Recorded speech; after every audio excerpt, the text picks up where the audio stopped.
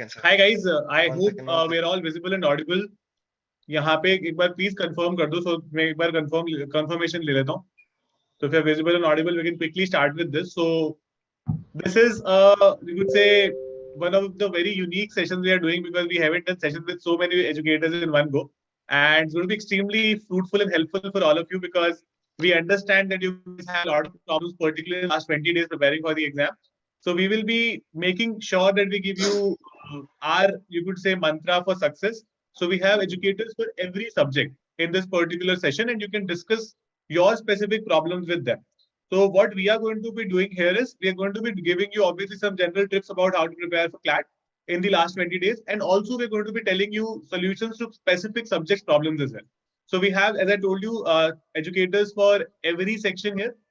तो आपको जो भी पर्टिकुलर सेक्शन में प्रॉब्लम है आप डेफिनेटली अपनी कमेंट बॉक्स में लिख सकते हो और हम will be very happy to answer here as well.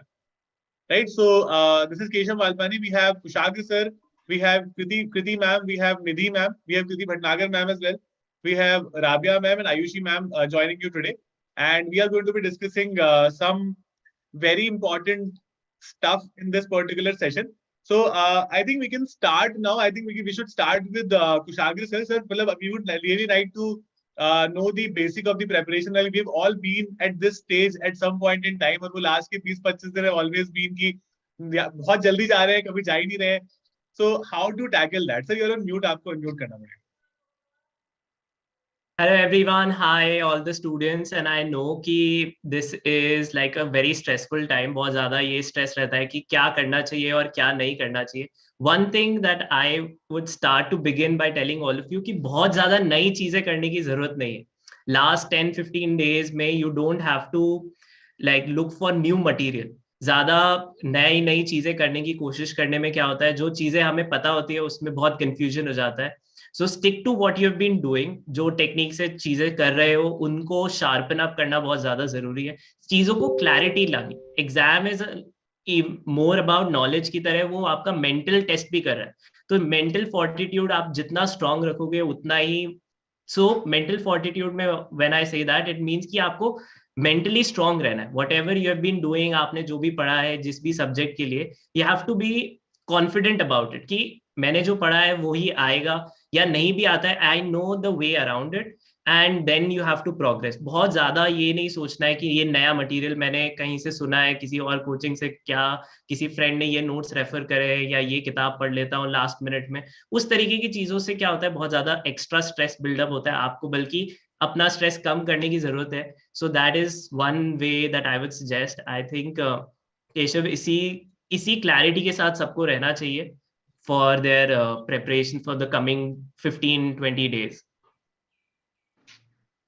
I think that actually makes sense. कि बहुत ज़्यादा नया कुछ करने की कोशिश करेंगे तो we'll only get confused in the last few days.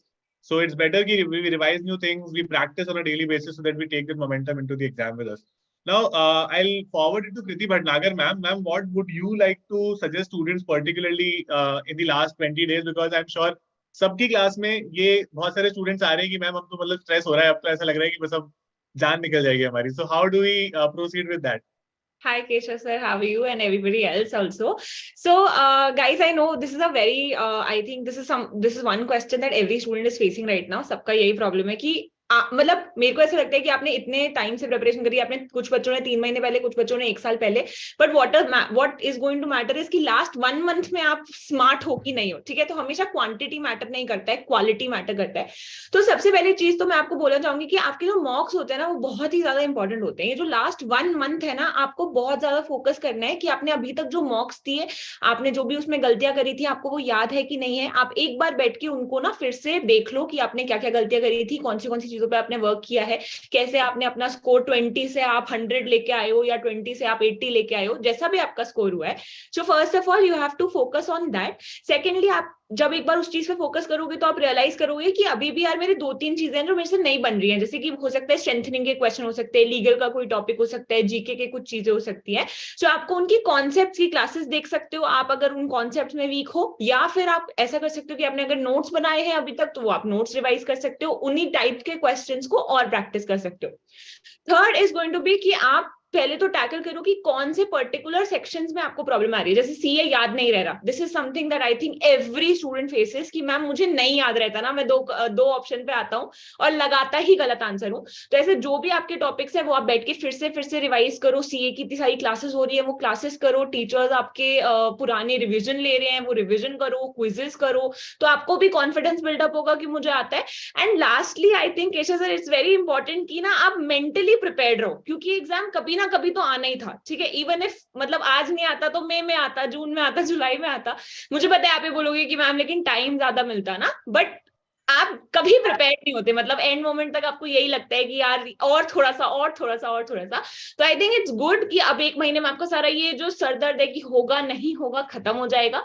So for that you make sure कि आप मेंटली अपने आप को करो कि यार मैं पेपर निकाल लूंगा, मुझे बस फोकस करना है, मेरे जो मतलब जिसमें मैं वीक हूँ उन पॉइंट्स पे फोकस करना है, अपने स्कोर्स देखने हैं कि मैंने कहाँ कहाँ गलतियां करी है, और कॉन्फिडेंटली जाओ और आप अच्छा करके आओगे.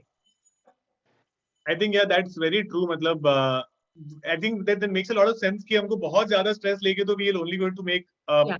things worse for us. I will direct the next question to Kriti Singh ma'am. Ma'am, critical reasoning में particularly a lot of students have this problem कि 2 option में doubt है और हमेशा गलत option mark कर दे रहे हैं. So and most of the students have this कि हमारे सब में marks बढ़ रहे हैं. Like अब तो लोग even बोल रहे हैं कि current affairs में भी ठीक करने लग गए. But critical reasoning is one section जहाँ पर हम अटके हुए ही हैं. So what is your suggestion for them in the last 20 days? Hi Keshav and everyone else. So I think मेरा suggestion यहाँ पे ये, first of all I think we are unable to read the passage carefully. हम कहीं ना कहीं वो जो main point होता है ना उसको पकड़ नहीं पाते हैं, and that's why we get the wrong answer. So whenever you stick between two options, I think you should always make sure that you remember what your author's conclusion is. Apart from that, we need to find the best answer for the particular question. बहुत बार होता है students question भी properly read नहीं करते हैं. इसके अलावा 2 options के बीच में difference find out करो कि उनके बीच में actually है क्या, कौन सा ऑप्शन एक्चुअली पैसेज के बारे में कुछ बता रहा है. Like if it is inference question और conclusion question, there should be something related to the passage, right. So students forget that, they go for okay ये मुझे अच्छा लग रहा है, ये मेरा दिमाग कह रहा है ये होना चाहिए, and they just mark the answer instead of remembering कि ऑथर क्या कहना चाह रहा था. So one option among two is most of the time out of scope. So उसको eliminate करना चाहिए, and then they should remember कि कौन सा आंसर चूज करना है according to what question says. So I think ये मेरा आंसर है. Apart from that, even if last के कुछ दिन बचे, I think you should read as much as possible because nothing से कुछ नहीं होगा. ठीक है, अगर 21 days है तो at least you will remember something. तुम read करोगे तुम्हें समझ में आएगा, you will have more confidence. So critical reasoning I think is directly proportional to how much you are reading. So make sure that you read. उसके साथ vocab भी increase होता है, समझ में भी आता है. And yes, practice as much as you can, because practice is something, practice and right direction is actually something which will help you in the exam, and it will boost your confidence also. So I think that's my answer here. Right. Ma'am, generally like next question is for Ayushi ma'am here.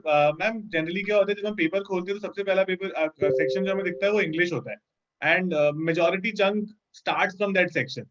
और कई बार क्या होता है कि उसी section में या तो ज्यादा टाइम दे देते हैं या फिर हम बहुत ज्यादा कुछ कर नहीं पाते हैं. So we are demoralized for the entire paper after that कि इंग्लिश खराब हो गया शायद सब कुछ, बिकॉज इंग्लिश एक ऐसा सेक्शन है जो आप बहुत खराब नहीं कर सकते, लेकिन अगर आपने वो भी अगर बहुत ज्यादा खराब कर दिया है तो मतलब that kind of you could say makes no sense for the entire paper. अगला 1.5 घंटा पूरा वेस्ट होएगा. So there are two basic questions here. First, students would like to know कि कितना टाइम हमें इंग्लिश में लगाना चाहिए maximum, or what should be the right strategy to solve that particular section correctly. Okay, so Keshav sir, I've always said this in my classes कि time will depend on what you're getting out of the section. I very strongly feel that. क्या point है English में 25 minutes लगाने का when you know your past track record is मेरे 5 से ज्यादा number नहीं आते इंग्लिश में. If you have a section that you think is much stronger than this and that's going to give you a better result, तो CLAT वाले दिन मतलब 18 दिसंबर वाले दिन, then I will say focus attention to the section which you think is going to give you fruits. But coming to the English section, I think on an average most students spend around 25 minutes to the section.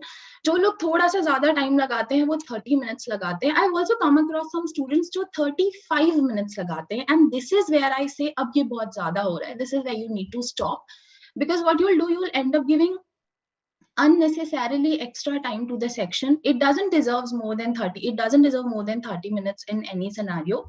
And when you're giving 32 minutes, you should also see, are you scoring above 25? Because give 30 minutes if you're able to score somewhere near 25 or above 25. Otherwise, stick to the cap of around 25 to 27 minutes. And then, devote your time to strategically see what are the other sections where I can score more. Because English is not the only thing that you're doing in the paper. The objective is kahin se bhi number aaye, hame hamare number lane hain, right? Zaruri nahi hai ki wo sare number English se hi aaye. And on that, I want to focus on something जो कि आपका before 18 December वाला part है, that means pre your examination. So a lot of students are giving sectional test for English at this stage. Sectional tests are very good. I mean, if you want to focus on a particular issue, for example, main idea questions बार बार गलत हो रहा है, कैसे improve करोगे? By giving multiple sectional tests and by solving those questions repeatedly. But if you're doing okay in the English section, let's say around 2025, I would suggest instead of giving a sectional test or instead of practicing 6 passages only for English with a set amount of time, give a mock test. Don't devote the entire time only to practicing sectional test, balki combine a combination of all the 6 sectional tests as a mock test, right? So what happens, what I've noticed is sectional test mein we always start with a set mindset ki mere paas 20 minutes hai, I'm giving this sectional test and I have to solve 4 passages in those 20 minutes. So what happens, Keshav sir, is ki wo 20 minutes fix hai aapke. Nobody is going to snatch those 20 minutes from you. But when you do the same thing in a mock, what happens if you end up giving 45 minutes to legal, suddenly तुमने CR के हिस्से के minutes snatch कर लिए. So now the time that you have for CR is going to reduce drastically. So a sectional test is basically puts you in a comfort zone. You have a set amount of time, set amount of passages, and you do that. But a mock test basically decides कि अब fluctuation हो रहा है in the time allotted to each section and how are you going to tackle this particular scenario. So, and which basically prepares you for 18 December, because on 18 December, you will not be giving individual sectional test with a fixed time. You will be giving 6 papers together, basically 6 sectional tests together, and you will have just one quota of time, and it's up to you how you're going to divide that quota, so which I think is extremely important. And I think second question kya tha sir, main to bhul hi gayi. English mein, well, I think you answered both the questions एक साथ ही, so I think that is I think time frame and managing it in the paper. And so, second thing is कि यार अगर English में mood खराब हो गया, for example, you feel like, okay, so I personally feel out of the 6 passages, there'll be 6 passages. Out of the 6 passages, there'll be 2 that are going to be easy. There'll be 2 that'll be moderate, and probably 1, 2 या 3 वो fluctuate करेगा हर साल के paper के हिसाब से, जो शायद difficult, थोड़ा सा up to difficult जा सकते हैं.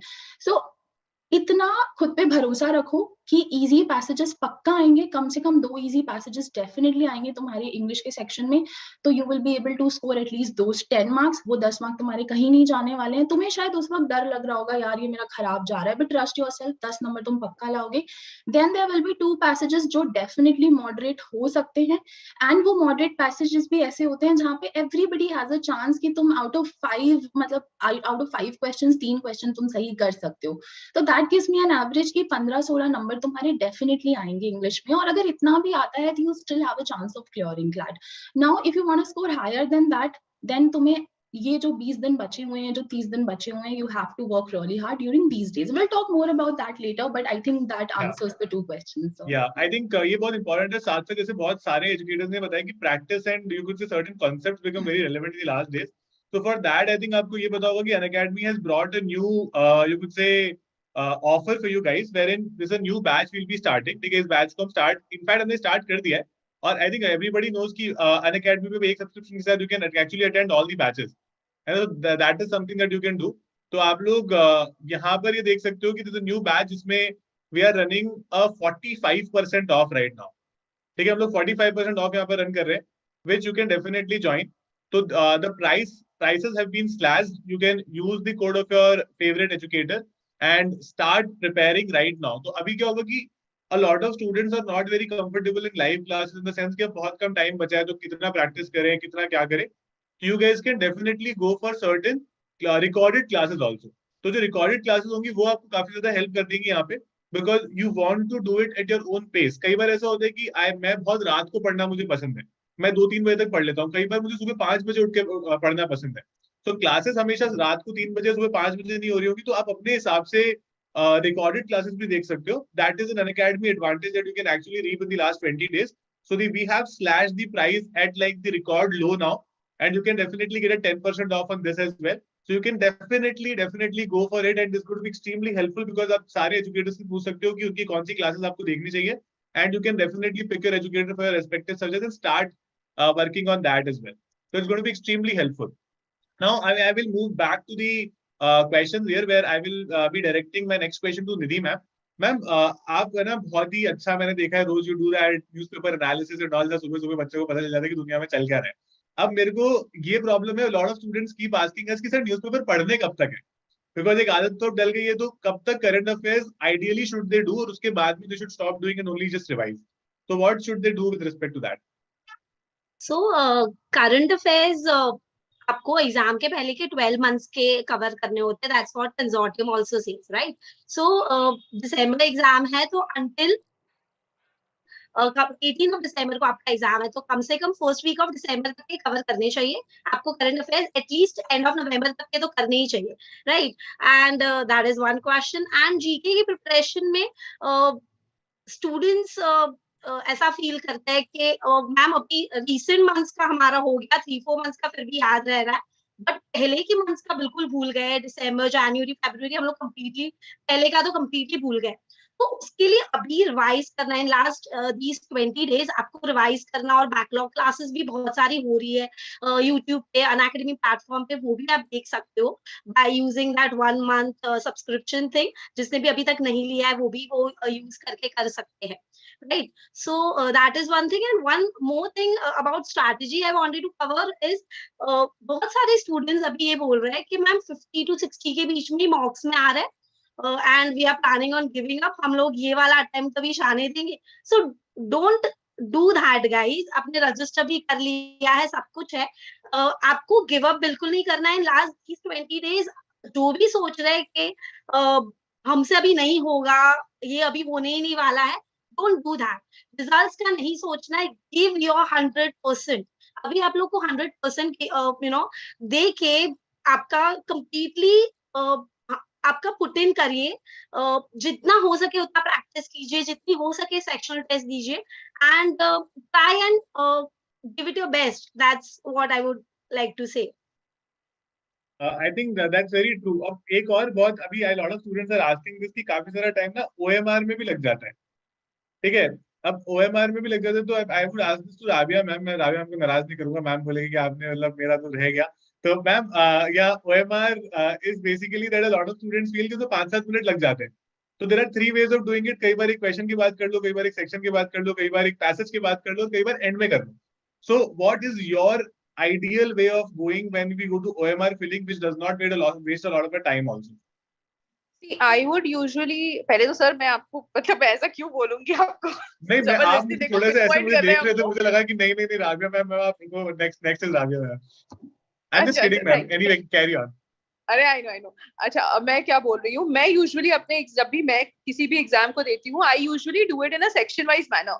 जैसे कि जैसे हमारे यहाँ 5 सिंपल सेक्शंस है. So do one thing, you solve a section and then you do the OMR. कभी कभी क्या होता है, बहुत सारे लोग ऐसा बोलते हैं कि काम करो, पूरा पेपर अच्छे से सॉल्व कर लो, फिर OMR करना. Now इस फ्लो में क्या होता है, sometimes you forget to see the watch. अब आप घड़ी जब नहीं देखते हो, लास्ट में 2-3 मिनट बचते हैं, and I've seen people start rushing.